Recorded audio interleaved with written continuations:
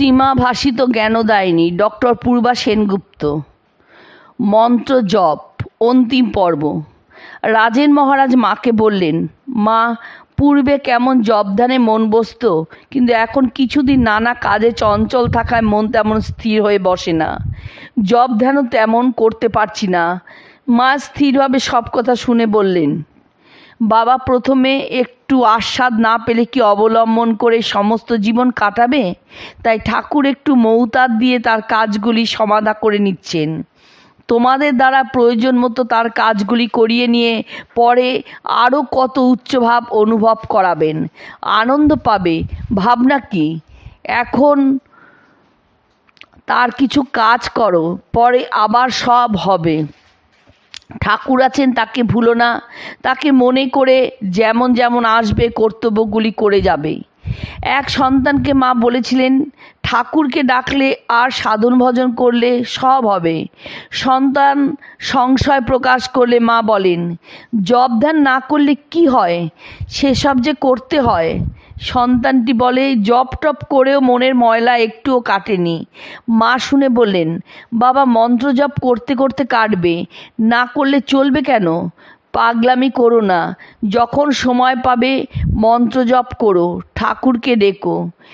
সেই সন্তান মানসিক চাঞ্চল্যের ফলে জপধ্যানে একাগ্র হতে না পেরে মাকে তার মন্ত্র ফেরত নিতে বলায় মায়ের স্নেহপূর্ণ আশ্বাস। দেখো, এ কি কথা! তোমাদের জন্য যে আমি ভেবে ভেবে অস্থির হলুম। ঠাকুর তোমাদের যে কবে অর্থাৎ পূর্বেই দয়া করেছেন। এই কথা বলতে বলতে মায়ের চোখ সজল হয়ে উঠল। তিনি আবেগ ভরে বললেন, আচ্ছা, তোমাকে আর মন্ত্র জপ করতে হবে না। অর্থাৎ তিনি ভক্তের সব ভার নিতে স্বীকৃতা হলেন। সৌর্যেন্দ্র মজুমদারের হাতে বাদ থাকায় তার দীক্ষার পর মা বললেন, তোমার তো বাবা করজপ হবে না। 25টা রুদ্রাক্ষ নিয়ে মালা করে নিও। দিনে সেই মালা একবার করে জপ করবে আর ঠাকুরকে ভক্তি করবে।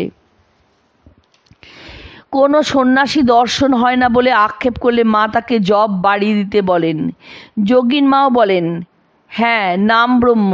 তখন সন্ন্যাসী কত সংখ্যা জপ করলে একাগ্রতা আসবে জিজ্ঞাসা করায় মা বলেন, আচ্ছা, রোজ 10,000 করো, 10,000, 20,000, যা পারো। জনৈক ভক্ত মাকে বলেন যে জপের সংখ্যা ঠিক রাখতে পারেন না। হাত চলে তো মুখ চলে না, হাত মুখ চলে তাও মন স্থির হয় না। মা উত্তর দিলেন, এরপর দেখবে হাত জীবও চলবে না, শুধু মনে।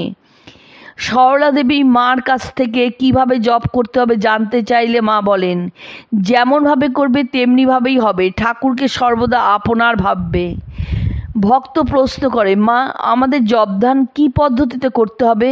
মা উত্তর দেন, যেভাবে ও যেমন ইচ্ছা হয় ঠাকুরে একটু মন রেখে করবে, তাতেই সব মিলবে। তোমার ভাবনা কিসের? গোপাল কিঙ্কর সেনকে মন্ত্র দিয়ে মা বলেন, এতদিন মানুষ ছিলিস, এখন মান হুঁশ হলি।